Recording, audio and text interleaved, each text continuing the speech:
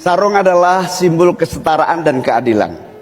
Sarung itu lembut, tapi di tangan orang yang baik bisa jadi selepet atas ketidakadilan dan kecurangan.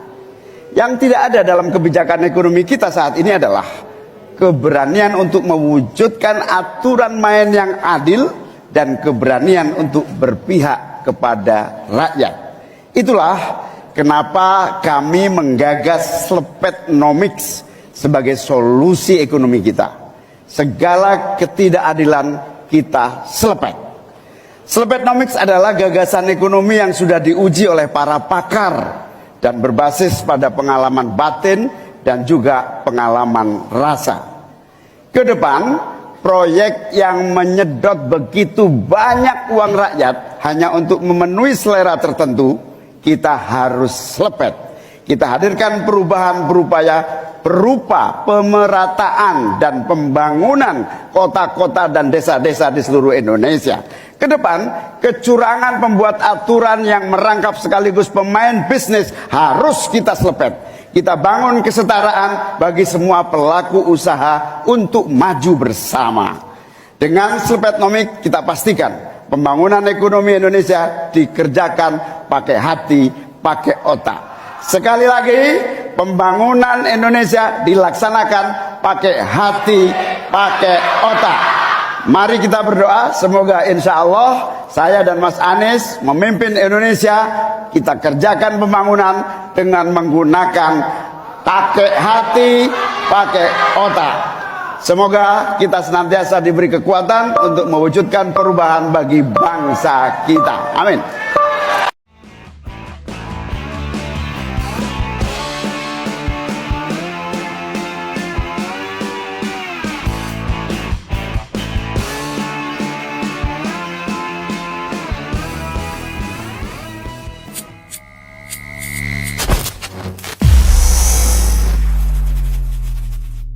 Warahmatullahi wabarakatuh, Bang Mardhani.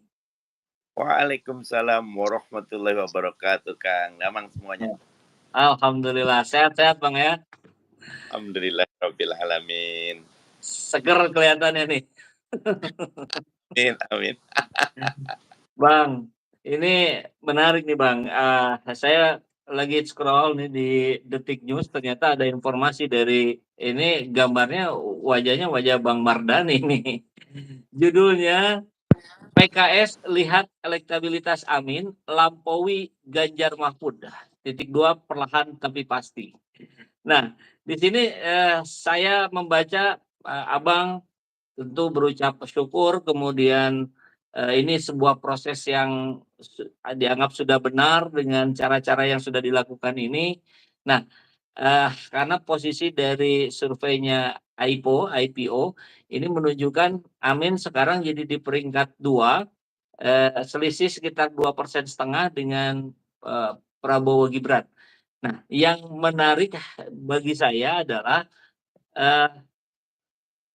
kalau kita bicara tentang survei yang memposisikan Pak Anies di level di urutan ketiga kemarin-kemarin, ini banyak teman-teman relawan yang menyampaikan bahwa wah itu sih surveinya berbayar, itu di pesanan itu udah jelas ya pesannya siapa.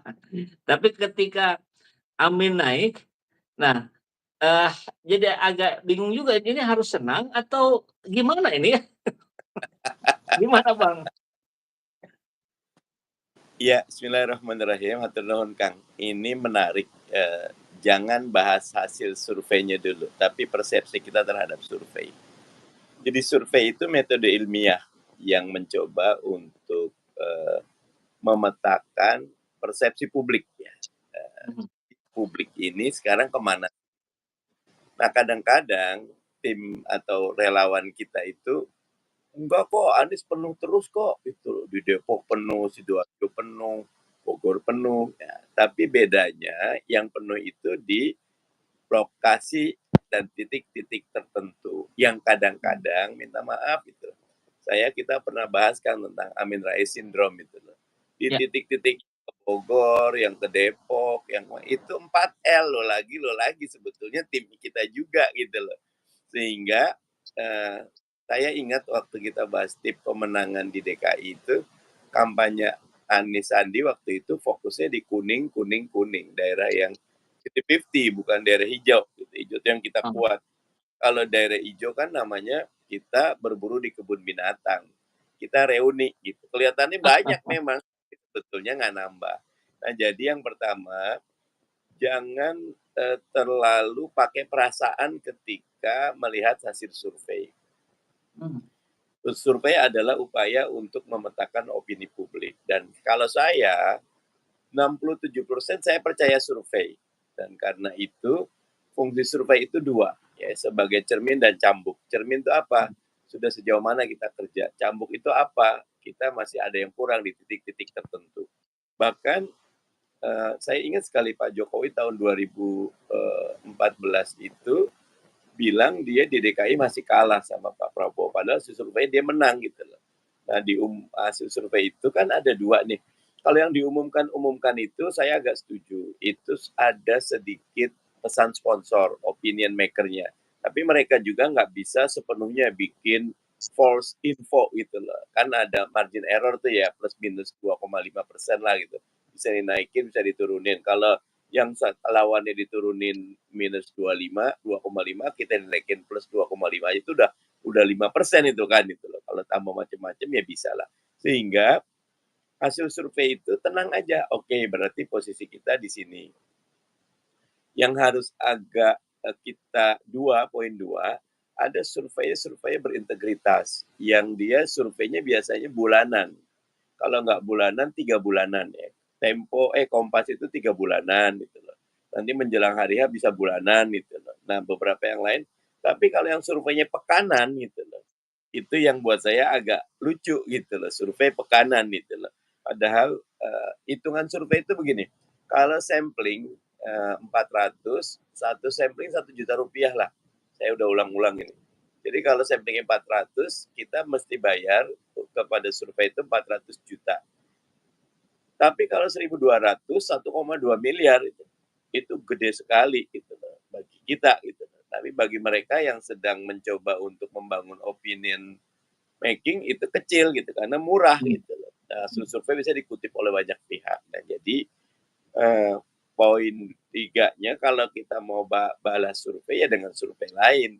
Nah, sehingga ketika kita ngelihat Anies di peringkat ketiga, ya udah kita punya catatan nih di titik mana kita harus nambah. Kalau sekarang di peringkat kedua ya kita bersyukur, tanda bahwa strategi kita jalan. Gitu. Nah, tetapi kalau peringkat 2 bahagia, peringkat 3 kita marah, itu yang nggak benar. Itu kan. Mantap, siap Bang. Dan ini menarik ketika kita mulai membahas pada ada faktor apa sih yang membuat Amin melejit naik ke atas. Di sisi lain ya memang dari berbagai survei, bukan hanya satu lembaga survei, menunjukkan suara Ganjar Mahfud ini turun drastis. Saya coba keluar dulu dari sayap kader dan struktur PKS ya. Siap. Pandangan saya memang kalau Anies di PKS dan di Nasdem itu sampai akar rumput insya Allah sudah sepakat ke Anies. Teman-teman Nasdem yang nggak sepakat Anies banyak yang udah keluar. Kalau PKS 1000% dengan Anies. Gitu. Nah, pandangan saya nambah ini karena teman-teman PKB mulai efektif masuk ke Jateng dan Jatim. Ya. Sebenarnya paling enak nih nanti kalau ada waktu, kalau ada kesempatan kita coba bincang dengan teman-teman IPO. Ya. Di zooming lagi, penambahan suara Anies itu ada di provinsi mana. Gitu. Saya agak berpendapat Jateng Jatim mulai kayak air gitu. Anies sudah mulai netes itu ke akar rumput ya, sehingga mulai nambah suara ya. Karena penambahan suara kebijakan di atas sampai ke bawah itu perlu waktu. Kita kan deklarasi 3 September gitu kan. Sekarang katakan November lah, 2 bulan itu udah mulai masuk ke akar rumput. Nah, sehingga pandangan saya tambahan suara dari Jateng Jatim menggembirakan sehingga Anies mulai naik dan bergerak perlahan. Kalau di tweet saya ada satu lagi, Kang, Ah, pergerakan istri dari Mas Anies dan istri dari Gus Imin. Karena emak-emak militan ini paling efektif untuk bekerja dengan penuh semangat dan penuh dengan keyakinan dan kesetiaan. Gitu, Kang.